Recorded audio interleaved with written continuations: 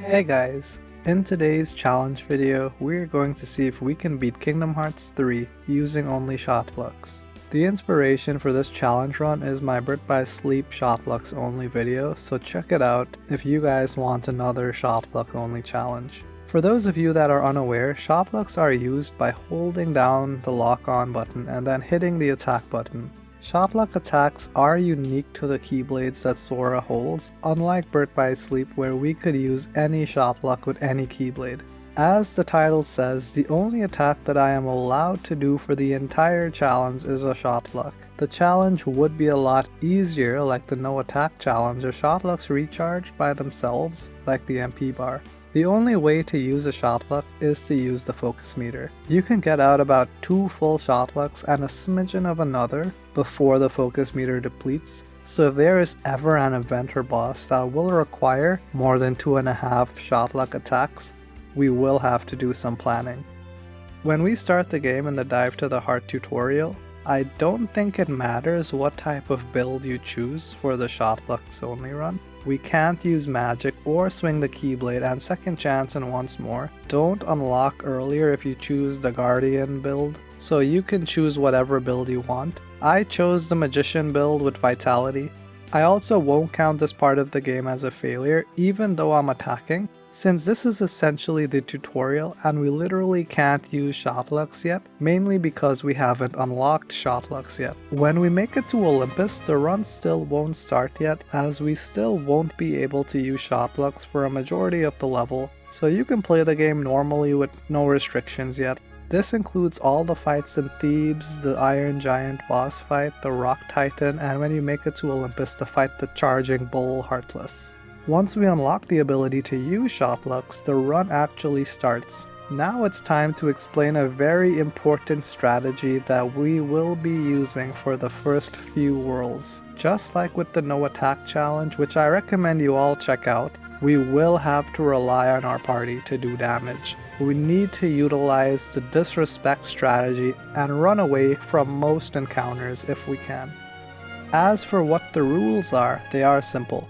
I am not allowed to use the attack command, just like my no attack video, but unlike my no attack video, I am not allowed to use magic, links, attraction rides, or even reprisals, since this is a Shotlocks only challenge and we crave pain.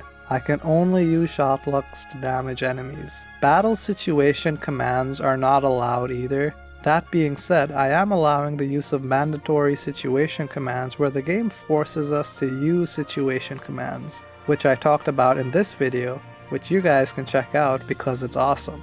But aside from those mandatory situation commands, I won't use any. However, I'm not a god at Kingdom Hearts 3, so I am playing on a New Game Plus save to have the Ultima weapon at the start of the game. This is not a level 1 critical playthrough for the challenge, as I like my sanity.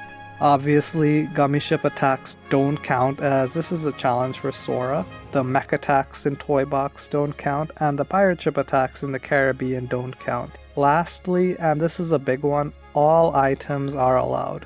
The items in particular that we want are refocusers and elixirs. Refocusers will refill 40% of the focus meter, and elixirs will refill all of the focus meter. The only thing to note are these 2 items are very rare at the start of the game, so when you use them, it needs to be used with purpose. We can buy refocusers later in the game, but at the start we need to be misers. And those are all the rules of the challenge. After defeating the Bull Heartless, we are finally given access to use Shotlocks. Honestly, I was a little happy to unlock Shotlocks this late into Olympus, as I wasn't too sure how I would beat Rock Titan using only Shotlocks. But irregardless of that, we can now head directly to the final boss fight against the Titans. And heads up, you need at least 1 refocuser for this fight.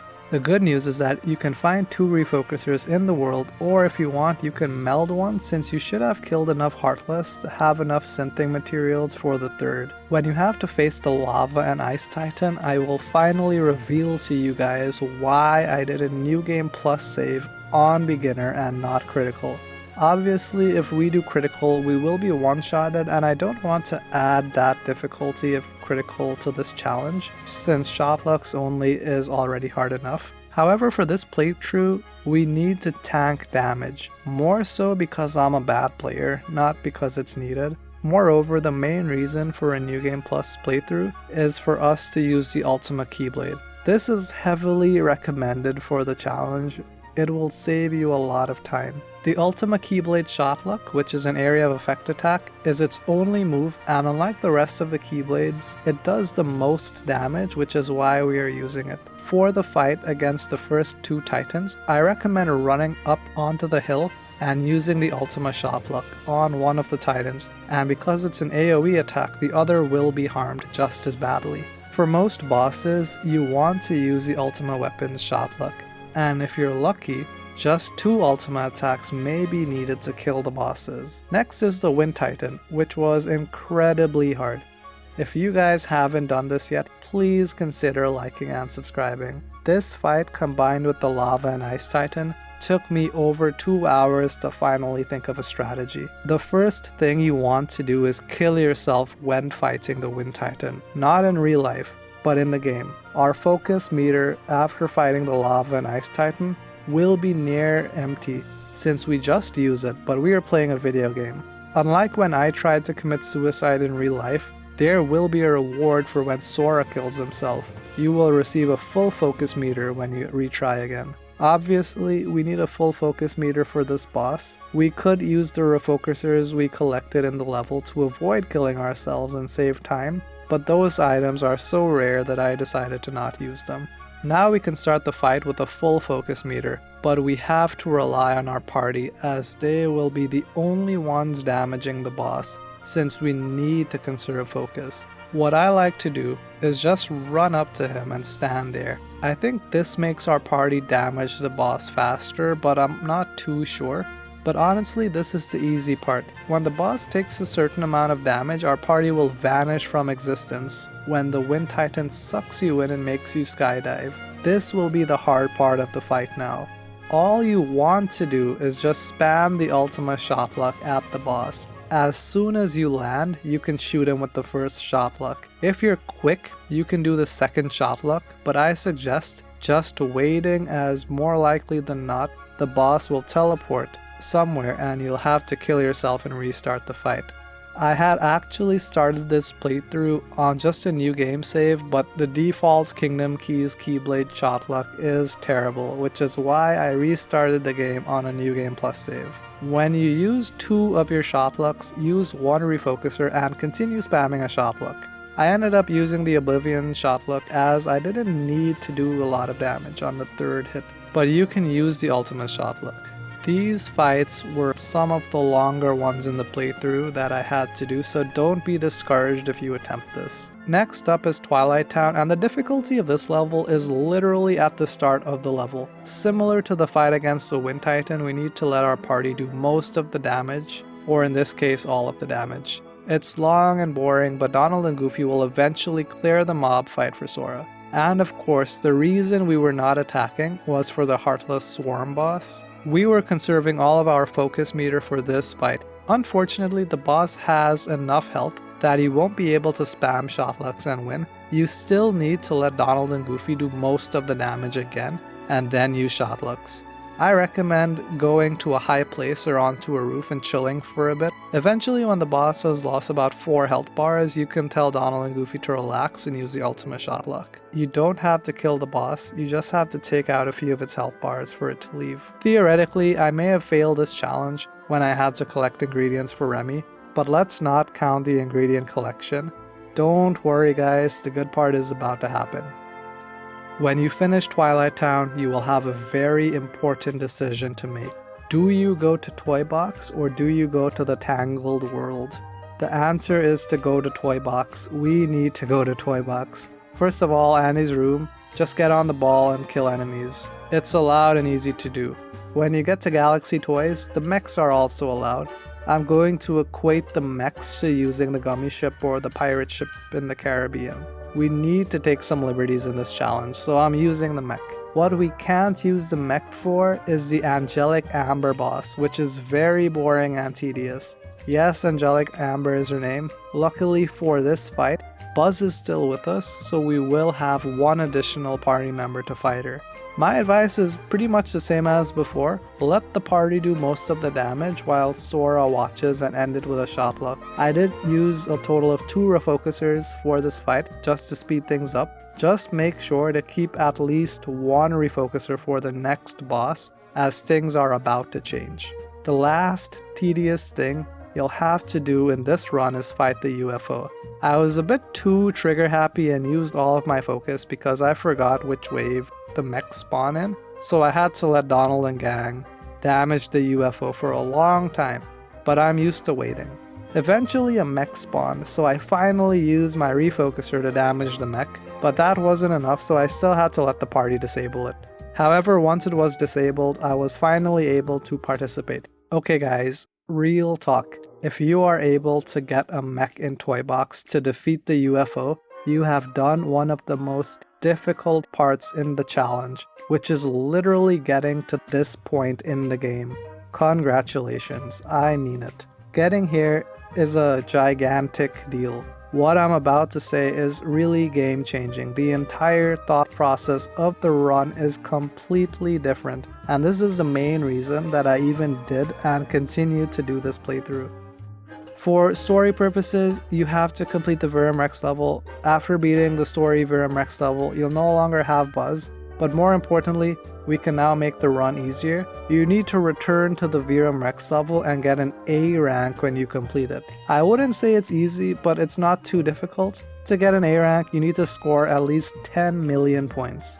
To boost your score for that elusive 10 million points, don't get hit by other robots to build your multiplier and kill them all with traps. It might take a few tries and some practice, but it's absolutely necessary for this challenge. So why do you need an A rank?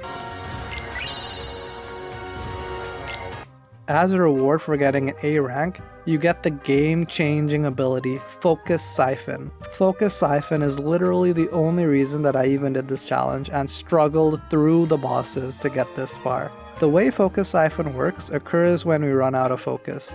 You need to have your focus meter fully depleted for this ability to activate. Now you get a special shot luck that pulls focus orbs out of enemies. The more enemies there are to pull from, the more focus orbs you get. You can pull focus orbs from enemies an infinite amount of times as they don't run out of orbs, and Sora can pull focus orbs from enemies an infinite amount of times. There are no drawbacks to using this ability. It also makes Sora invulnerable for the few seconds when he pulls the orbs. It's a slow process to use Focus Siphon, but it's better than waiting for your party. This way we aren't reliant on the party and we can estimate the time it takes to beat bosses. We will use this ability for the rest of the game. And for those of you that are wondering, I have 3 Keyblades that I am using. The first is the Ultima weapon because it has the best and strongest shot luck in the game. The second is Oblivion, which can be traded with any other Keyblade. I just like Oblivion for its effect, and I think the damage is decent. Unlike Ultima, it can waste slivers of focus, which is why we want it. And the third Keyblade is Happy Gear, because one of its abilities is Focus Converter. Focus Converter helps us to get more focus orbs. I'm not sure if it works with Focus Siphon, as I didn't check, but that is the reason I have it. And we want to use Happy Gear exclusively to pull focus orbs out of enemies, since the orbs might be bigger. And honestly guys, from here, the rest of the Disney worlds are trivial, as we are just using Focus Siphon to get focus, and it works with all bosses and enemies. So when fighting Vic, it just becomes a matter of time before we win. And I'm serious, we really are just waiting for the majority of our playthrough. I did find this really cool spot to steal focus when I was fighting the final boss in the Tangled world. I was able to get a full meter back without getting hit, so these fights were easy. And it's pretty much the same deal in Monstropolis. Theoretically, I may have failed the challenge again when I had to hit the computer, but I won't count this since it's an inanimate object. And no, Shotlocks don't work on the computer, I tried. The Arendelle world is a bit interesting. Something that I hate about KH3 is that the enemies will go into an anger/rage state, and this just massively prolongs the fight when they get armor. Armor gives them more health because that's fair, and now we have to waste another 10 minutes collecting focus orbs. When we were in Larxine's dungeon, I also found this cool spot to steal focus from enemies. Anyways, we are supposed to hit these ice walls with the Keyblade to destroy them. However, we can't attack it or use magic, but the Ultima Shotlock is enough to destroy the ice walls. Later in the level, we are blocked by some trees that I always thought we had to attack, but we can just walk around it, which I never knew. For the snowman and the wolf boss, our strategy of using focus siphon still works. Luckily, when Marshmallow gets armor, he will revert back to his regular self. When the dog boss uses his planetary devastation move, you will have to tank the damage. You can use a shotlock to avoid all of the wolves to trigger the situation command to avoid getting hit, but since situation commands aren't allowed, we will tank the damage. Luckily, it's not a lot of damage. This is another fight where we will be focusing on refilling focus for the majority of the fight. Luckily, the dog shadow clones also have focus orbs that we can steal, so when there are more dogs on the field, this is a good thing. Now we can go to San Francisco. When you complete the bridge area in San Francisco, you are rewarded for your heroism with another focus siphon ability. Having a second focus siphon ability stacks on the first one we got from Toy Box. However, with good news comes bad news. We will then fail the challenge on the rescue mission. When we have to save Wasabi, we must use an aerial attack. I have no idea how else to save him, and of course Shotlocks don't work. When we have to save the blonde girl, we must use magic. I have no idea how to save her without magic, and of course Shotlocks don't work on her orbs because they are special. So I may have failed the challenge in San Francisco twice, but I won't count these since the game really gives us no other options. The fight against the Dark Baymax is also debatable since we can't use Shotlocks during this fight. And speaking of things that won't count, there are a ton in the Caribbean. The ship battles and the Bumblebee fight won't count. And for those of you wondering how I would fight the fish boss, well, we can't even use Shotlocks underwater, so this fight won't count. Everything else in the level counts though. Now for my most hated part, the crab hunt. This, funnily enough, is entirely possible using only Shotlocks. You can use the crabs to refill your focus meter for some reason. I was not expecting this to happen. Please comment down below if you knew the crabs could refill your focus meter. I didn't, and this was surprising to see. And of course, they are vulnerable to Shotlock attacks. Lastly, when you enter the fort, you can use Shotlocks on the barrels of crabs. You have to be close for it to hit them though, but Shotlocks work and you can get the 300 crabs using only Shotlocks for this part of the challenge, which I legit wasn't expecting. And now I'm going to throw you guys another curveball. We are going to do the watermelon flan challenge. This will be our third and final focus siphon ability. All you have to do is hit the cannons to destroy the flan. You will need at least 28,000 points. It's not as difficult as the Virum Rex challenge, but not as easy as getting focus siphon from San Francisco. I definitely recommend getting it as it stacks. And yes, I hit the cannons, but please guys, don't count this. It's an inanimate object in a flan challenge. It's not needed, but it helps. Before the graveyard, the aqua fight is going to kill you. This is one of the hardest fights in the game. If you can beat Aqua using only Shotlocks, you can beat the game using only Shotlock. This is basically the Roxas level 1 critical fight from KH2. This fight is terrible for a Shotlock only challenge. Aqua teleports a lot, and each time she teleports, you lose the ability to pull out focus orbs from her, and you need to do this a lot during this fight. She won't one-shot kill Sora, but she attacks fairly often and will kill you quite easily. This fight took me a while to beat. Donald isn't here to heal us, which whilst ironic is very true. Donald heals us in KH3 guys. Donald and Goofy bailed on Sora for this fight, so Aqua will target Sora exclusively. What I recommend doing is having a Kupo coin, as you will most likely die in this fight. And I also recommend eating some food before this fight. I used the boule basse. Sorry in advance for my French viewers, or if you speak French. My foreign language in school was English and I failed at that. But honestly, any food to boost defense and health is what you need. I don't know how much it helped, but anything that helps is what we want. Most importantly, use items. After getting my first focus siphon, I essentially forgot about using items. You need them for this fight. You're still going to have to use the focus siphon Shotlock to get more focus, but using items such as refocusers and elixirs for this fight makes it somewhat easier. Beating Aqua in this fight will take a few tries, and it's entirely a matter of patience, of just learning the fight and when to block, but just keep trying guys. I never expected to become a pro at beating Aqua. Luckily we aren't playing on level 1 critical, so we don't have to get that good.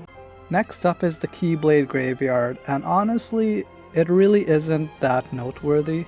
First of all, we have to do a mandatory situation command in the mob fight to ride the roller coaster. But with Donald and Goofy by Sora's side, this fight here is simple. The fights against the Lich bosses are some of the easiest in the game for the Shotlock only run. I think that I may have discovered a new speedrunner tactic actually. For every Lich fight, they can die from using 2 Shotlocks of the Ultima weapon. Every Lich fight guys, it's very fast, and when you beat them, a save point will spawn and we will be able to refill our focus meter for the next fight. Pretty much the same thing for the mob bosses against the organization members. The hardest fight will be against Luxord and friends. The main reason being the Ultima Shotlock may destroy the card Luxord is hiding behind, but not damage him. Not a big deal though, you only need to land a few Shotlocks on him, so this problem will resolve itself the more you keep trying. And when Mickey joins the fight, he can heal Sora. I did struggle a bit with the various Shadow, Xehanorts, and Scala, since they like to disappear a lot. At the start of the encounter, you want to get in 2 of your Shotlocks as normal. You'll probably then spend about 5 minutes trying to steal focus, but once you have your full gauge, you're done. This fight will take forever just because you're looking for the enemies and can't attack, but it's easy, just long. Now you will have the Armored Xehanort fight. This fight is difficult, not anti-aqua difficult, but somewhat difficult. He's not too smart, so you can just jump to the bottom of the area and fight him there. The first part of the fight is just a matter of time before you beat him. The second part of the fight, when you are underwater, won't count. We can't use Shotlocks underwater, just like the Caribbean, so we can fight normally here. The third part of the fight will be the hardest. We have now lost Donald, so he will not heal us, and we can't use the cure command to heal since that violates the rules of using magic. What I recommend is to simply use refocusers for this fight. You can buy them in the Moogle shop, and since it's the end of the game, you'll have the excess cash or items to sell. It's not needed to use a refocuser in this fight, but you probably don't want to die here, so I use a refocuser. And finally, we get to fight the final boss, Old Man Xehanort. Believe it or not, he is easier than his armored self. Donald is back and we start the fight with a full focus meter, so everything is good in the hood. Everything up to him making Sora become a Heartless is easy enough, but we are forced to swing the Keyblade to fight Xehanort in rage form. As far as I know, there is no way to avoid this part, and we can't use Shotlocks in this form, so I may have failed the challenge again. When you transform out of rage form, all that's needed to beat Xehanort is to spam a few more Shotlocks on him and you'll win. He doesn't teleport a lot, so getting in the focus siphon Shotlock is easy, and after a minute or so, you'll be able to beat the game. So can you beat Kingdom Hearts 3 using only Shotlocks? Yes. Focus Siphon is the hero of the challenge. This was fun, but unlike my no attack runs, I don't see myself doing this type of challenge again. I never use Focus Siphon when I play KH3, mainly because I didn't know what it did or how powerful it was. However, to say the challenge is successful, we have to ignore a few things. At the start of the challenge in Olympus and the dive to the heart, we literally can't use Shotlock, so all my attacks there don't count. Same deal for the underwater sections in the Caribbean and the Keyblade Graveyard. Those can't be counted. We also can't count the ingredients we collect in Twilight Town, the mech and toy box, the ship in the Caribbean, the computers we hid in Monstropolis, and when we save Wasabi and the blonde girl in San Francisco. I know it's a lot of things to exclude, but we are going to exclude them anyway because I need to successfully complete a challenge. To be quite honest with you guys, I don't really use Shotlocks in KH3. Personally, I would only get the one focus siphon from San Francisco because there was no way that I'd replay Viram Rex, and I'm even less likely to do the flan challenges. I already have the ultimate keyblade and the trophy for the flan challenge, so I'm most likely not going to do that challenge again. I hope you guys enjoyed the video. Please consider subscribing, rating the video, and leave a comment down below telling me what you thought or if you have a new challenge for me. Thank you for watching. Thank you for watching. Thank you for watching. Thank you for watching. Thank you for watching. See you soon.